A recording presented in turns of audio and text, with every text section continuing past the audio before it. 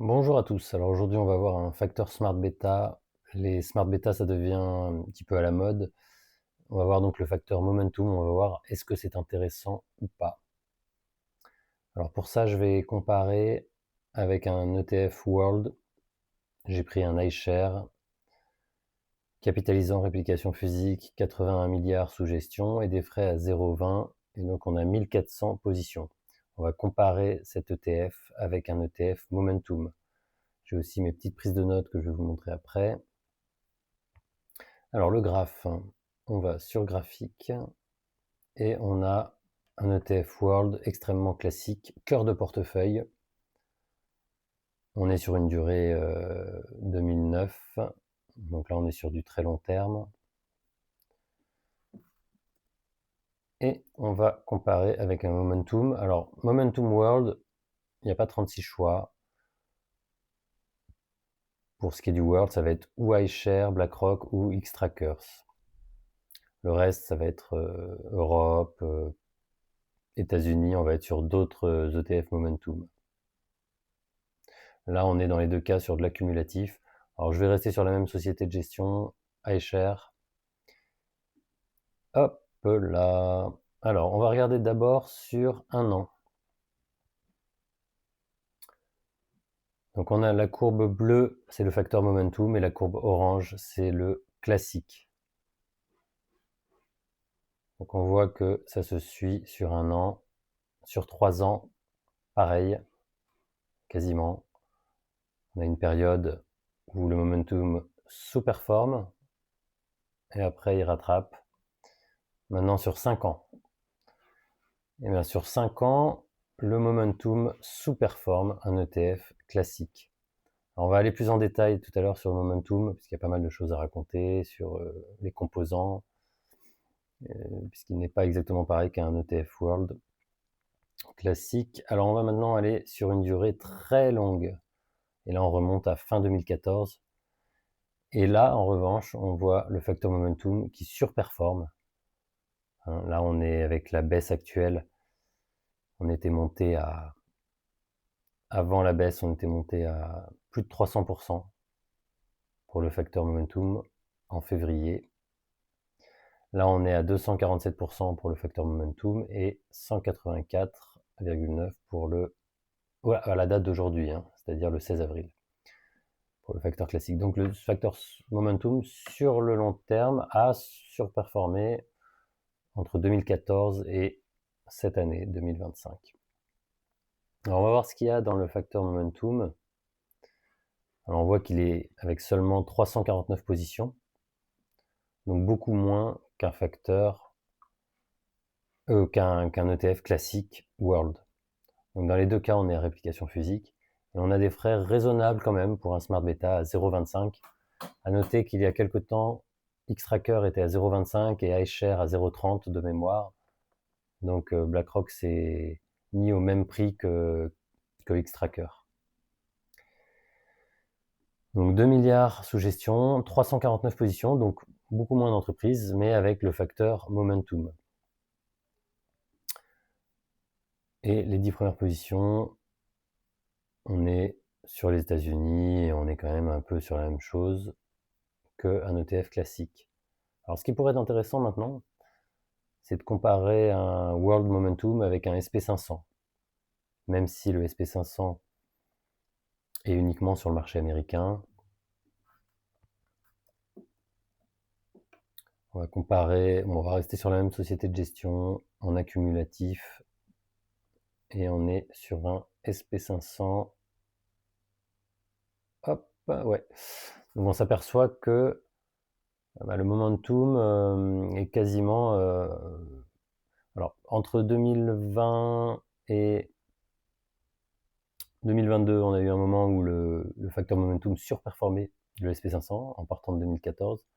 Après, il a sous-performé au courant 2023 et là, on voit qu'ils sont actuellement très proches avec le SP500 qui est quand même toujours au-dessus. Donc c'est intéressant parce qu'on voit que le World Momentum, qui est plus diversifié d'un point de vue géographique, puisqu'il y aura certes beaucoup d'entreprises américaines, mais également des entreprises européennes et asiatiques, et bien il arrive avec le facteur momentum à coller un petit peu à la performance du SP500, donc des 500 premières entreprises américaines. Donc c'est assez intéressant. Alors, ma prise de notes. Alors, définition du facteur momentum. Donc, sélectionne des actions ayant le plus performé récemment, dans les 6 à 12 derniers mois, avec une approche basée sur la continuité des tendances haussières. Il poursuit cet effet un peu moutonnier sur les actions qui ont fortement augmenté récemment. 6-12 mois. Alors l'objectif, capter les gagnants du moment, d'où le nom momentum, booster la performance du portefeuille. Donc là, on est sur un ETF World Momentum à peu près 350 sociétés. Critères classiques, performance relative récente, faible volatilité. Alors bon, la volatilité, elle est pour moi comparable aux autres indices. Rééquilibrage régulier, trimestriel. Alors, peu surperformer le SP500. Alors, bon, je dirais que c'est à peu près équivalent au SP500 sur les dernières années, c'est même un petit peu en dessous. Par contre, il a surperformé effectivement ces derniers temps un ETF World qui a beaucoup plus de sociétés en portefeuille. Est-ce que pour autant ça va se poursuivre à l'avenir? Je ne sais pas. Et puis ça dépend aussi de la période qu'on étudie. Ça, en fonction du temps, 1 an, 5 ans, 10 ans, 20 ans. Alors à noter, il n'est pas éligible au PEA, contrairement aux ETF synthétiques World et SP500. Profite des bull market et avec un facteur comportemental, les gagnants attirent les investisseurs. Alors se retourne vite en crash, effectivement. Alors les frais, bon, moi je trouve qu'ils sont pas très élevés les frais, donc ça va, j'enlève. 0,25 c'est très raisonnable, même si un SP500 effectivement va être à 0,07. Volatilité, oui, mais sur un SP500 on a une volatilité aussi, sur un ETF World un peu moins. Alors satellite, effectivement, on n'est pas sur un cœur de portefeuille comme un ETF SP500 classique ou un ETF World. À pondérer prudemment, effectivement, 10-20% max, voire moins, hein. On peut être à 4-5% de momentum dans son portefeuille. Pour moi, c'est un ETF vraiment satellite. Ça ne doit pas être un ETF cœur de portefeuille. Les exemples avec iShares Xtrackers pour le World Momentum et aussi Xtrackers a fait pour les marchés émergents un facteur momentum. Alors j'aurais pu le comparer aussi au Nasdaq. On va voir à ce moment-là que bon, le Nasdaq, c'est les valeurs technologiques américaines, les 100 premières valeurs technologiques. Donc c'est pas vraiment la même chose. À comparer, ça n'a pas vraiment de sens. Mais on voit effectivement sur le long terme que le Nasdaq écrabouille même le SP500 et le facteur momentum. Alors si on regarde sur une durée plus courte, sur un an, on voit que la forte chute du Nasdaq le fait redescendre au même niveau que les autres. Si je regarde sur 3 ans, avec la forte baisse des derniers temps, bon, le Nasdaq reste au-dessus quand même. Sur 5 ans, malgré la forte baisse, le Nasdaq reste au-dessus. On voit la forte volatilité du Nasdaq. Et sur plus de 10 ans, on est, voilà. Bon,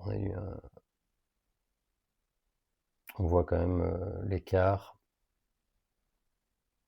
Mais encore une fois, c'est pas vraiment comparable, puisque le Nasdaq, on est sur des valeurs technologiques américaines exclusivement. Donc, selon moi, ça ne fait pas vraiment de sens de comparer le Nasdaq à un World Momentum. Voilà.